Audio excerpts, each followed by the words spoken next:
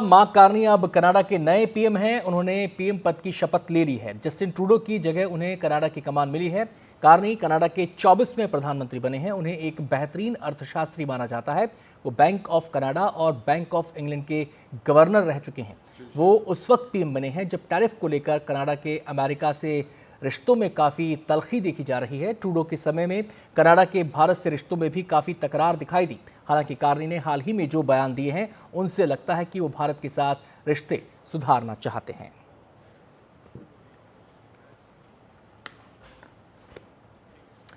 हम सीधे रुख करेंगे। पूर्व राजदूत मंजू सेठ हमारे साथ जुड़ गई हैं कार्नी के इस कार्यकाल को लेकर। हालांकि छोटा ही कार्यकाल है, लेकिन मंजू जी, इस कार्यकाल को आप कैसे देखती हैं? इसका इम्पैक्ट कैसे देखती हैं आप? सबसे पहले हम टैरिफ को लेकर ही बात कर लेते हैं।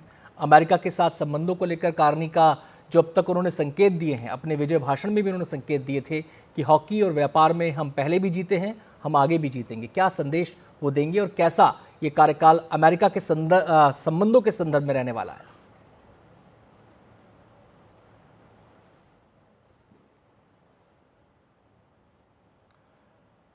मंजू जी, आपकी आवाज हमें नहीं मिल रही है, शायद आपका ऑडियो म्यूट है। I am sorry. तो जैसे आपने कहा, उनका कार्यकाल बहुत लिमिटेड है मार्क कार्नी का, और लेकिन बिल्कुल वो रीसेट करने की कोशिश करेंगे, क्योंकि प्राइम मिनिस्टर ट्रूडो के कार्यकाल के दौरान बहुत ही बिगड़ गए थे रिलेशंस इंडिया के साथ भी, यूएस के साथ भी। और यूएस ने तो प्रेसिडेंट ट्रंप ने, आपने देखा ही है, सबने सुना है कि उन्होंने कहा हम इसको अपना एक स्टेट बना देंगे, 51st स्टेट, और टैरिफ्स भी लगा दिए खूब सारे। और क्योंकि और ट्रूडो ने बिल्कुल उसकी तरफ इतना, मतलब आई थिंक एक इम्पोर्टेंस नहीं दी इसको कि यूएस हमारा एक इम्पोर्टेंट नेबर है। काउंटर टैरिफ्स लगा दिए हैं। और इन्होंने भी कहा है, मार्क कार्नी ने भी कहा है कि हम बिल्कुल अपने और मजबूत करना चाहते हैं रिलेशनशिप। ये बहुत इंपॉर्टेंट रिलेशनशिप है हमारे लिए यूएस का भी।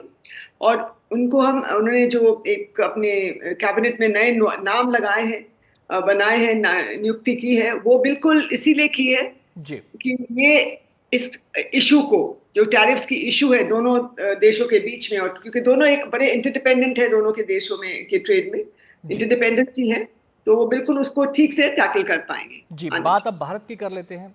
हमने देखा ट्रूडो के समय में रिश्ते काफ़ी तल्ख हो गए थे। कार्नी संकेत दे रहे हैं कि संबंधों को सुधारना चाहते हैं, लेकिन इसमें एक बड़ा फैक्टर खालिस्तानी तत्व भी हैं। कैसे देखती हैं आप? मुझे उम्मीद है कि अब थोड़ा सा बिल्कुल एक रीसेट होगा हमारे रिलेशंस में इंडिया और कनाडा के बीच में, क्योंकि बहुत इंपॉर्टेंट है उन दोनों साइड्स के लिए। हमारे इतनी लार्ज नंबर ऑफ, इतने ज़्यादा ये स्टूडेंट्स जाते हैं वहाँ, और इमिग्रेशन के बहुत लोग माइग्रेट भी करते हैं डिफरेंट कंट्रीज से to Canada, specially Middle East से, बहुत लोग वहाँ जाके सेटल होते हैं। और trade relationship, pharmaceutical, energy, climate change, बहुत चीज़ों पे हम लोग काफ़ी क्लोजली वर्क करते आए थे।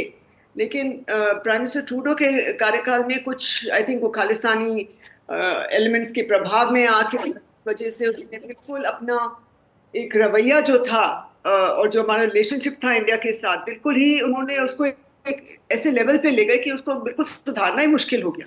और बिल्कुल कुछ नहीं किया। हमारे हाई कमिश्नर को टारगेट किया, हमारे इन लोगों को जो वहाँ पे और लोग हैं, और कहा कि निज्जर को आपने हमको मारा, without proof, without anything, allegations लगाए।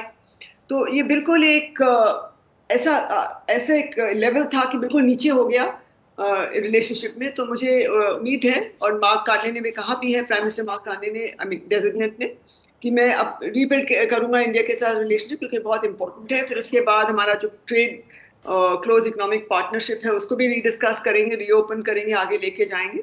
तो मेरा मानना है, चाहे थोड़ी टाइम के लिए रहेंगे वो, उसको रीसेट करने की तरफ एक स्टेप तो लेंगे जरूर। और उम्मीद है कि थोड़ा बदलाव आएगा, और हाई कमिश्नर फिर से वहाँ पे हमारे जाएंगे, और रिलेशनशिप में थोड़ा इम्प्रूवमेंट आएगी। बहुत बहुत शुक्रिया मंजू जी आपका हमसे बातचीत करने के लिए।